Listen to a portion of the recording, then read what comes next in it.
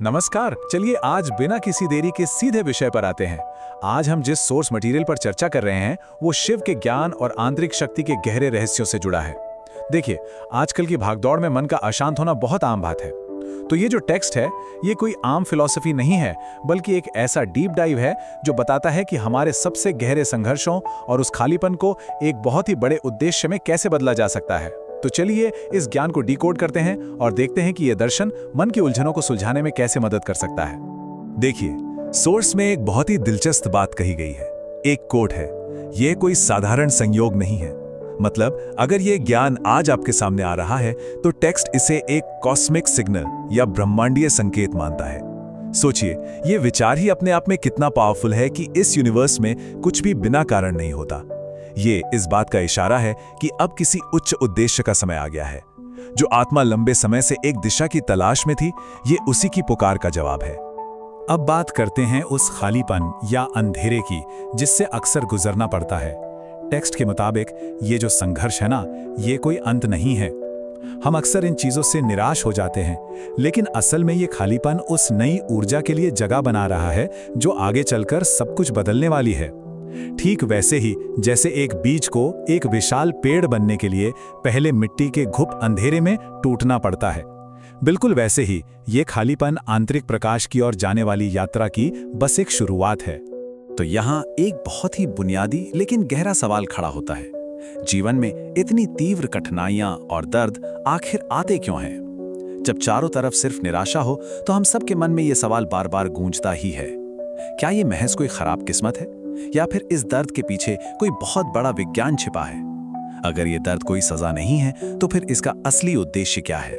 हम में से ज्यादातर लोग दर्द को एक सजा या बुरे कर्मों का फल मान लेते हैं, है ना?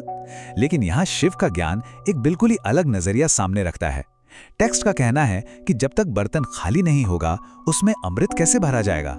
यानी ये कठिनाइयां कोई सजा नहीं है, बल्कि ये आत्मा को शुद्ध करने का एक तरीका है ताकि वो गहरे ज्ञान को ग्रहण कर सकें।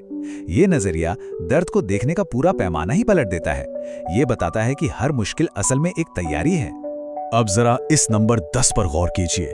सोर्स बहुत ही जोर देकर कहता है कि विनाश के बाद ही असली निर्माण होता है।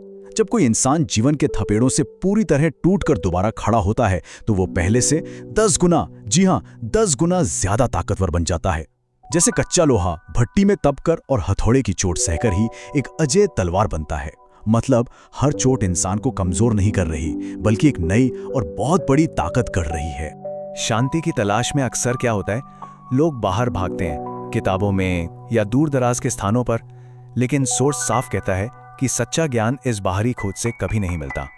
वास्तविक बोध और परम शांति पूरी तरह से एक इंटरनल प्रोसेस है जो गहरे अनुभव और सरेंडर से आती है। जब ये बात समझ आ जाती है कि बाहर की दौड़ सिर्फ और सिर्फ थकान देगी, तब इंसान असली शांति के लिए अपने भीतर अपनी गहराई में झांकना शुरू करता है। इसी बात को सोर्स की इस कमाल की लाइन से समझा जा सकता है, स्थिर हो जाओ, भीतर झांको, सारी लड़ाई भीतर है।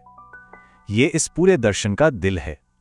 ईश्वर या वो परम शक्ति सिर्फ किसी पहाड़ या बाहरी तीर्थ में नहीं बैठी है, वो सीधे हमारे मन और हमारी आत्मा के भीतर है।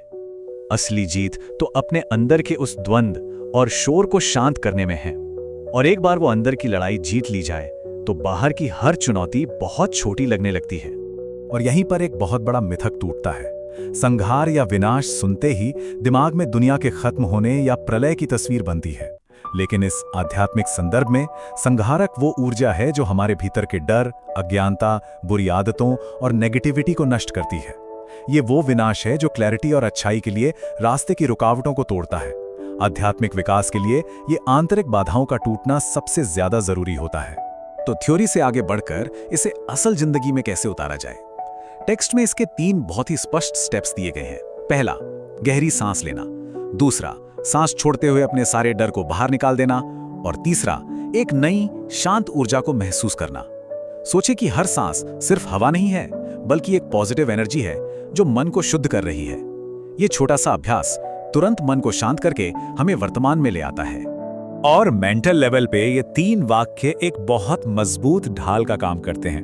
मैं खास हूं, मैं तैयार हूं और शिव मेरे साथ हैं।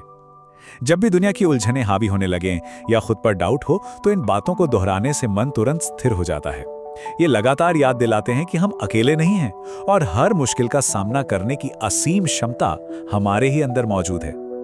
ये मेंटल शील्ड नेगेटिव विचारों को पास फटकने भी नहीं देती। सबसे अच्छी बात यह है कि इसे जीवन का हिस्सा बनाना बहुत ही आसान है। सोर्स बताता है कि इसके लिए बस सुबह और शाम के 5 मिनट चाहिए। जी हाँ, सिर्फ 5 मिनट की स्थिरता, बस आंखें बंद करके उस अंदरूनी सन्नाटे से जुड़ना है। और सच कहूं तो जिंदगी में किसी गहरे बदलाव के लिए हमेशा बहुत भारी भरकम मेहनत नहीं चाहिए होती, बल्कि ऐसी छोटी छोटी लेकिन अनुशासित आदतों की जरूरत होती है। इस पूरी प्रोसेस में ध्वनि या साउंड का विज्ञान भी बहुत अहम है, जैसे AUM या ओम नमः शिवाय। ये सिर्फ जपने वाले शब्द नहीं है। सोर्स के मुताबिक इनकी वाइब्रेशन या कंपन हमारी बॉडी की हर कोशिका तक पहुंचती है। ये वाइब्रेशन अंदर की जमी हुई नेगेटिविटी और गुस्से को पिघलाने और हमारी एनर्जी को अलाइन करने का काम करती हैं। ये वो ध्वनि है जो मन के शोर को चीरते हुए सीधा आत्मा तक पहुंचकर अंदर के प्रकाश को जगाती है। अब टेक्स्ट इस मंत्र के उच्चारण को 3 लेवल्स में बांटता है। पहला स्टेप है अपने पुराने बोझ और डर को पूरी तरह रिलीज कर देना। दूसरा चरण है अंदर गहरी नींद में सोई हुई चेतना को जगाना। और आखिरी स्टेप है उस डिवाइन एनर्जी के साथ पूरी तरह एक हो जाना। ये प्रोसेस बहुत ही स्मूथली आत्मा को ऊपर उठाती है, एक ऐसी परम शांति की अवस्था की तरफ जहां बाहर का कोई भी शोर परेशान नहीं कर सकता। मुक्ति के इस प्रक्रिया के लिए एक बहुत ही गहरे समर्पण की जरूरत होती है। टेक्स्ट एक विजुअलाइजेशन टेक्निक सुझाता है। अपने सबसे गहरे दर्द को स्वीकार कीजिए, उस भारी बोझ को पूरी तरह सौंप दीजिए और फिर इमेजिन कीजिए कि एक बहुत ही शांत सफेद रोशनी आपको चारों तरफ से एक सेफ्टी शील्ड की तरह कवर कर रही है। यह सफेद रोशनी हर तरह की नेगेटिविटी को दूर रखती है।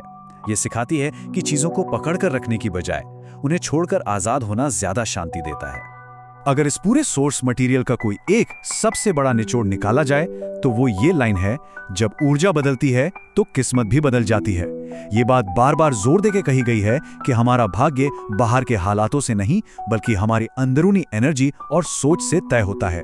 जब हम ध्यान और समर्पण से अपनी ऊर्जा को सकारात्मक कर लेते हैं तो बाहरी दुनिया और किस्मत अपने आप उसी के हिसाब से बदल जाती है। तो इस डीप डाइव के आखिर में सोर्स एक ऐसा सवाल छोड़ता है जो सोचने पे मजबूर कर देता है। यदि किस्मत को फिर से लिखने की शक्ति हमारी एक सांस के भीतर ही मौजूद है तो आज कौन सी नई वास्तविकता जागेगी? ये फिलॉसफी साफ कर देती है कि सब कुछ हमारे ही अंदर है। बाहर की दुनिया सिर्फ हमारी अंदरूनी स्थिति का आईना है। अब ये हम पर है कि हम इस ज्ञान को आज और अभी अपनी जिंदगी में कैसे उतारते हैं। इस चर्चा में हमारे साथ जुड़ने के लिए बहुत बहुत शुक्रिया।